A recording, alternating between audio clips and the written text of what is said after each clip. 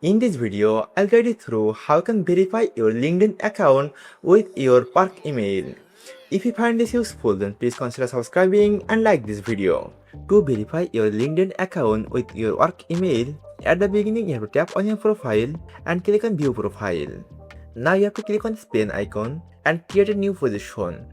To add a new position, you have to click on Add New Position. Now you have to add your job title and choose your employment type. Let's go with full time. Now you have to search for your organization. Now select your company and choose the start date. Now save the changes.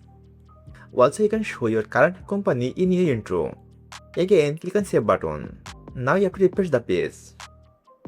Once you join a verified company on LinkedIn, then you have to click on Add Verification Badge. Then you will see this new option will appear here, Verify using your work email.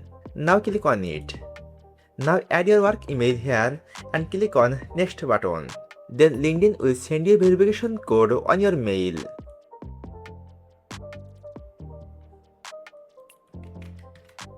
Now you have to get the verification code, paste it here and click on Confirm button. Now refresh the page. Then you will see your LinkedIn profile will be verified using your work email.